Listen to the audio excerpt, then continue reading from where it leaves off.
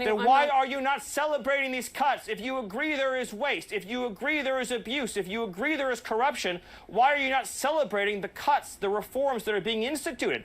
Every day that no action is taken, the entire salaries of American workers that are taxed disappear forever. David Pakman is back at it again, desperately trying to spin a complete train wreck of an interview into some kind of win for CNN's Brianna Keeler. And shocker, it's not working. What we actually saw was Stephen Miller absolutely owning this exchange, refusing to back down, and exposing the ridiculousness of the left's obsession with tone policing rather than engaging in real debate. So, yeah, let's jump into this and hear what David Pakman has to say.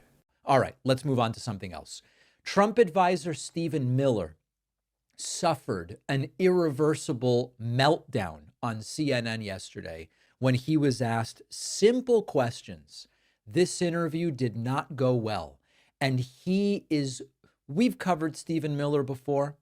He had that incident where he was escorted out after an interview went completely haywire. He is lashing out at CNN's Brianna Keeler because he doesn't like the line of questioning. He doesn't like the implications. He doesn't like the tone. Oh, poor Stephen. He doesn't like the tone. Know about this. They were fired. The agency had to rescind those terminations because these were employees who were critical to maintaining the nation's nuclear stockpile.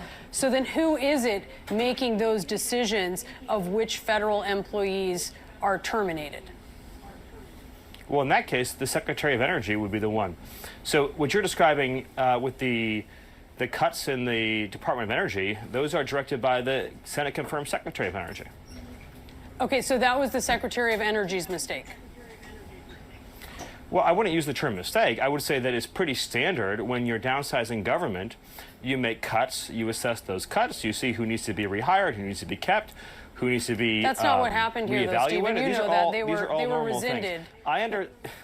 These aren't normal things. These were terminations that were rescinded. I understand that even a temporary interruption in federal employment is a great crisis and catastrophe for you and for CNN. He starts to get agitated. He starts to get agitated with the questions. He starts to get agitated with Brianna Keeler. Brianna Keeler then goes right in on these questions where they're kind of dilly-dallying and dancing around who is in charge of DOGE. And the whole point of it is Musk's in charge, but also not really, because then that might subject him to oversight authority. So they're playing very coy with this. And Stephen Miller also did not like this line of questions. Yeah, because they were nonsensical. Brianna Keeler kept trying to twist his words into something they weren't, and it was clear she had no real counterpoint, just smugness and interruptions. I don't know about you guys, but I love how Stephen Miller doesn't fall for this garbage. He pushes back, and they absolutely can't stand it. Nice try, David Pakman. So who is in charge of DOGE? The President of the United States. He's the administrator of DOGE? No, the DOGE is what was formerly U.S. Digital Services. It's an agency of the federal government that reports into the executive office of the president, which reports to the President of the United States. Okay. The way that Article 2 works is a president wins an election, and then he appoints staff, including myself, including Mike Waltz, including Susie Wiles, including Elon Musk, and those staff report to him. Okay, well aware. Why won't you just let me say whatever I want, Brianna? So Elon Musk a week ago answered a question about transparency at DOGE. This is how he spoke about DOGE. Well, we actually are trying to be as transparent as possible. In fact, we post our actions to the DOGE handle on X and to the DOGE website. So all of our actions are maximally transparent. You hear him there. We post our actions. All of our actions are maximally transparent. Does Elon Musk know he's not in charge of DOGE? Again, the president runs the government, then the president appoints advisors, including Elon, including myself, including all the other staff here at the White House, and then those staff in turn execute the president's commands and directions to all the agencies of the federal government. All right, and it was just an endless loop like this. As the interview continued, Stephen Miller derailed more and more and more. increasingly making more and more of a scene, and it became very embarrassing. Oh, please. This is a classic CNN spin. What actually happened was Brianna Keeler getting frustrated that she couldn't control the conversation, and David Pakman is now trying to pretend it was some kind of meltdown. Stephen Miller stuck to his points, exposed the hypocrisy, and didn't let them get away with the usual leftist deflections. Even it seems like the crisis here had to do with the nation's nuclear stockpile. And for these particular federal workers, which I'm not, so this isn't my personal crisis, military members of the Guard and the Reserve. I don't think it's a crisis, and you don't think it's well. Hold on. I don't think it's a crisis, and you don't think it's a crisis. Then why are we talking about it?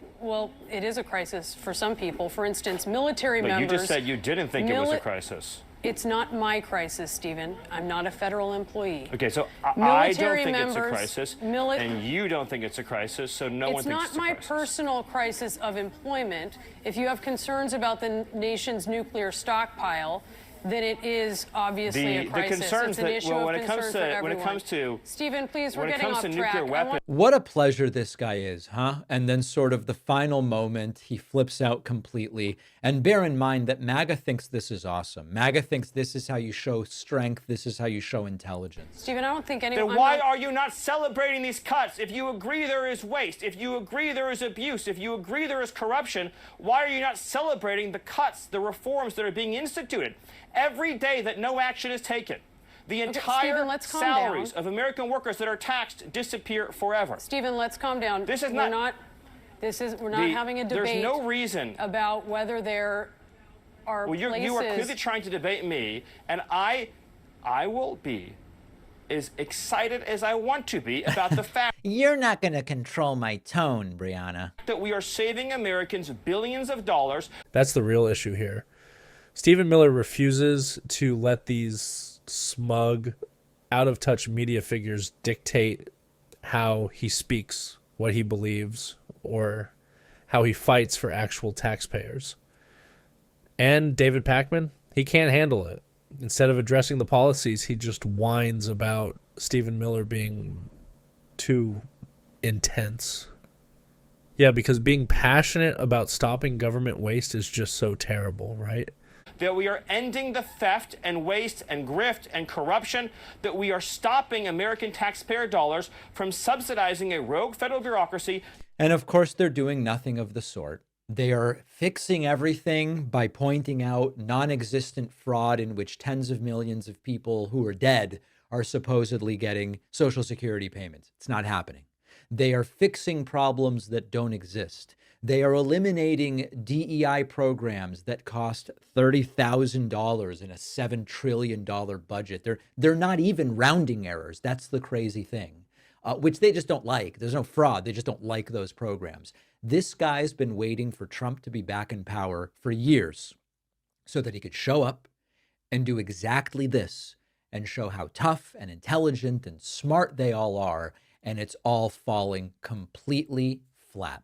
We've got a great bonus show for you today. We are going to talk about problems not at DOGE as an institution, but even the DOGE website is already having a problem. We will also talk about how as legal gambling on sports has increased, more and more people are suffering from gambling addiction. What a shock. And we will also talk about the latest with Andrew Tate.